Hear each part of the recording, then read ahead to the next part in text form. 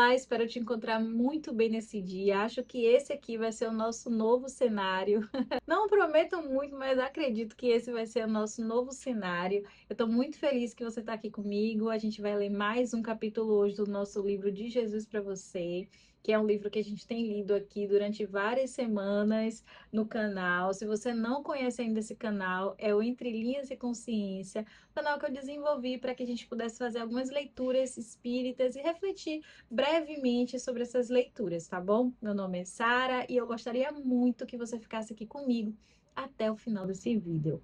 Bom, o capítulo que a gente vai ler hoje é o 38 e se chama Fenômenos Mediúnicos e os Paradigmas da Ciência. Espírito mudo e surdo, eu te ordeno, sai dele e não entres mais nele. Cometerá um grande equívoco aquele que pretenda compreender os fenômenos psíquicos atendendo-se apenas a um estudo superficial do assunto, sem cogitar da trilogia que compõe o homem, espírito, perispírito e corpo físico, da sua sobrevivência após a morte do corpo e da comunicabilidade entre o plano material e o espiritual. Hermínio Corrêa de Miranda, em Diversidade dos Carismas, volume 2, lembra que esses fenômenos se apresentam em duas categorias: os anímicos, produzidos pelo espírito do próprio sensitivo, ainda que eventualmente em colaboração ou com suporte de espíritos desencarnados, e os mediúnicos, nos quais o sensitivo é que se coloca na condição de colaborador dos espíritos desencarnados, cedendo-lhes nem sempre voluntariamente o comando temporário do seu corpo físico, via perispírito, a fim de que o ser desencarnado, que não dispõe do momento do seu próprio corpo material, possa comunicar-se com os encarnados. Especialmente por desconsiderar essa verdade, a mediunidade tem sido alvo de estudos apressados e, consequentemente, de conclusões erradas. O Livro dos Médiuns, verdadeiro tratado sobre mediunidade, e as demais obras da codificação espírita somente vieram a lume após minuciosa pesquisa. Allan Kardec comparava as dissertações de vários espíritos recebidas através de médiuns diferentes. Da coerência entre estas foi gerado o que ele chamou de controle universal do ensino dos espíritos. No entanto, alguns cientistas geraram paradigmas, estabelecendo como bases exclusivas para o entendimento do fenômeno termos como mente subconsciente, processos de dissociação ou até mesmo outros que caracterizam alguma psicopatologia. Acredita-se que foi a partir da segunda metade do século XIX e o início do século XX, por influência de pesquisadores como Frederick Myers e Pierre Janet, que os fenômenos mediúnicos passaram a ser interpretados como originados no subconsciente. Como consequência, duas correntes surgiram, uma defendendo o subconsciente como responsável pelos fenômenos, sem a intervenção de espíritos desencarnados, e a outra o aceitando como ponto através do qual os espíritos influenciavam e determinavam as ações exteriorizadas pelo médium. Frederick Myers foi um dos que acreditavam na influência dos espíritos. Ele defendia que o self era dividido em duas partes: uma pequena porção consciente denominada supraliminal e a outra grande porção que ele chamou subliminal. Afirmava que o self subliminal seria responsável pela vida sensorial, coordenando as alucinações, as telepatias, a clarividência, os automatismos motores e os transes de possessões. Essa afirmativa dispensa comentário, pela interpretação equilibrada e lógica do autor, reconhecendo a realidade do fenômeno mediúnico. Teceremos agora alguns comentários a respeito do pensamento de Pierre Janet. Ele refutava a justificativa de paranormal para o fenômeno mediúnico. Interpretava o médium como alguém com personalidades múltiplas e distintas. Para ele, o médium não era possuído por força exterior, e sim por parte de si mesmo. A princípio, afirmamos que refutar o fenômeno mediúnico foi seu grande equívoco. Contudo, ao analisarmos o que ele diz a seguir, ser um médium possuído por parte de si mesmo e ser instrumento de manifestação do próprio subconsciente ou inconsciente, concluímos que ele confirmou um fenômeno que em espiritismo é indiscutivelmente um variante dos fenômenos psíquicos. As experiências vividas nas várias oportunidades reencarnatórias, inclua-se também a atual, encontram-se arquivadas na memória do espírito e podem eclodir em condição especial, através de reflexos condicionados. Nessa circunstância, o espírito encarnado poderá apresentar uma conduta divergente da que lhe é comum, sem que necessariamente esteja em transe mediúnico. Quer a ciência chame de personalidade múltipla ou outro termo qualquer, na doutrina espírita esse fenômeno é conhecido como um fenômeno anímico, originado do próprio espírito encarnado, conforme foi apresentado no início. Em hipótese alguma, ele invalida a existência do fenômeno mediúnico. Se nos reportarmos a história da humanidade, encontraremos em livros merecedores de crédito registros a respeito de fenômenos que comprovam o intercâmbio entre o espírito desencarnado e os encarnados, ainda que estes, analisados de forma apressada, sejam confundidos com alguma psicopatologia. Entre esses livros que merecem credibilidade, encontra-se o Evangelho de Jesus, do qual colhemos este trecho de forma sintética para justificar nossa defesa. E um da multidão, respondendo, disse: Mestre, trouxe-te o meu filho, que tem um espírito mudo, e este, onde quer que o apanha, despedaça-o, e ele espuma e range os dentes, e vai definhando.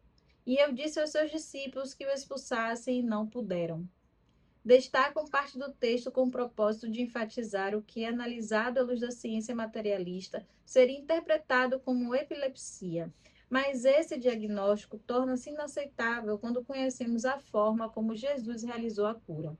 Espírito mudo e surdo, eu te ordeno, sai dele e não entres mais nele. Caso se tratasse de uma enfermidade física, epilepsia, por exemplo, ele teria curado de outra forma, pois não havendo espírito, não haveria necessidade de realizar a expulsão. Mas possibilidade de diagnosticar e tratar essa psicopatologia terá a ciência quando se libertar da visão materialista e aceitar o espírito como elemento inteligente e ativo na natureza. Quando se procura a verdade causa da maioria dos fenômenos epileptoides, pode-se mesmo concluir por um diagnóstico diferente da ciência, conforme veremos a seguir. O fenômeno epileptoide muito raramente ocorre por meras alterações no encéfalo, como sejam as que procedem de golpes na cabeça, e geralmente é enfermidade da alma, independente do corpo físico, que apenas registra, nesse caso, as ações reflexas.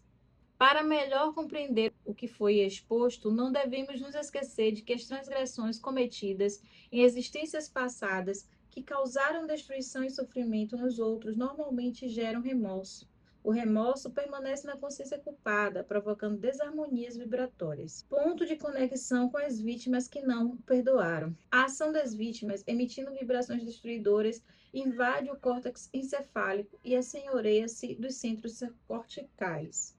Como resultado, mais comum temos a convulsão. Com o exposto, não desejamos estimular a conclusão apressada de que se deve subestimar o tratamento médico indispensável em muitos casos, pois seria inaceitável pela ótica espírita interpretarmos tudo como fenômeno mediúnico. Mas temos argumentos suficientes para quebrar alguns paradigmas da ciência materialista e preconceituosa com relação ao fenômeno mediúnico. Referência bibliográfica, Ciência e Vida, Psique, ano 3, número 32, editor Scala. Bom, meus amigos, esse texto é muito complexo e ele fala sobre os fenômenos mediúnicos e como a ciência tenta explicar de forma materialista algo que, na verdade, é espiritual. O texto fala uma parte que eu achei bem interessante, que é teremos maiores explicações sobre tudo que ocorre no ser humano quando a ciência, enfim, se unir 50% de 50 a 50, 50 de 50, quando a ciência se unir com mais intimidade com a espiritualidade. Porque não tudo, mas muito do que nos ocorre é espiritual, né? A gente sabe, somos espíritos num corpo de carne. Então é natural que muitas coisas elas aconteçam também no mundo espiritual, aconteçam no nosso espírito e reverberem no nosso corpo. A gente tem um livro da Bíblia, o Antigo Testamento, o Novo Testamento, onde se fala muito sobre a influência dos espíritos, né? Na Bíblia fala muito sobre pessoas que eram tomadas pelos demônios, que estavam ali sofrendo processos de possessão, e muitas vezes os apóstolos libertaram. Jesus muitas vezes fez esse processo de desobsessão ali para que todos vissem. Então, a gente entendeu durante muito tempo que sempre existiu esses dois lados. Mas por convenções sociais, por excesso de orgulho, egoísmo, vaidade, materialismo, esse saber foi se extinguindo e hoje existe uma relutância muito grande para compreender, para se falar sobre as coisas espirituais. Mas, de toda forma, é importante que a gente crie em nós o dever, a obrigação, a necessidade de conhecer, de estudar, ainda que para a gente refutar aquilo que está sendo dito, é importante que a gente estude bastante. Existem muitas pessoas sérias de outras religiões, de outros direcionamentos religiosos, que refutam a ideia do espiritismo e tentam estudar e tentam conhecer, e conhecem ali a doutrina até muitas vezes mais profundamente do que quem realmente se considera espírita.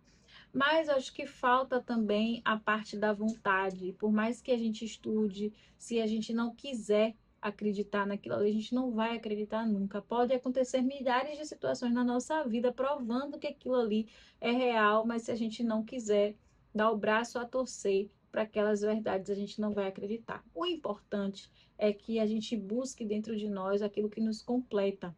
Eu acredito muito nas passagens do Evangelho, acredito muito nas descobertas que Allan Kardec, com muito empenho, com muita responsabilidade, ele buscou, ele comparou, ele confrontou. O livro dos médios, o livro dos espíritos, é um compilado de estudos, muito tempo de investigação e de muitos anos de estudo para que ele chegasse naquele conhecimento que ele chegou ali. Então, não foi nada criado da mente dele, não foi nada que ele inventou, foi algo que a gente conhece há milênios, verdades que estão aí dentro da história em vários povos e que não tem nada de novo, só tem algo de refinado. O texto ele traz para a gente essa abertura sobre os fenômenos mediúnicos, mas é importante que a gente busque compreender de uma forma mais profunda. Eu indico muito que se estude o livro dos médiuns. Eu acho um livro bastante complexo e bastante denso. Mas hoje a gente tem a possibilidade de contar com mentes brilhantes que estudam, que se debruçam sobre os livros espíritas e podem nos ajudar a entender melhor. Então tem muitas videoaulas aqui no YouTube, tem muitos canais espíritas, inclusive, que se dispõem a nos ajudar a compreender melhor a doutrina. Então, eu sugiro que vocês busquem esses canais, e assistam a esses conteúdos, estudem junto com eles. Eu faço muito isso. Eu gosto de assistir muito a psicologia de Joana de Ângeles. Então, eu busco muito esses conteúdos, acho muito interessante, porque une o espiritismo e a psicologia. E hoje a gente tem a psicologia ainda muito densa também nos estudos originais, que é de Jung, de Freud e tantos outros. Mas é muito bom a gente conseguir aliar tudo isso ao espiritismo, né? Há uma espiritualização ali dos casos, porque nem tudo é só matéria, nem tudo é só espírito. Então, quando a gente consegue unir os dois, é incrível. Bom, eu vou ficando por aqui. Desejo que vocês tenham feito uma boa leitura comigo. Desejo que vocês busquem essa referência nos livros dos médiuns. Se vocês não conhecem ainda o livro, eu sugiro que seja lido com bastante atenção, calma, paciência e busquem outras referências para ajudar a compreender melhor o livro, tá bom? Grande beijo, forte abraço e fica com Deus.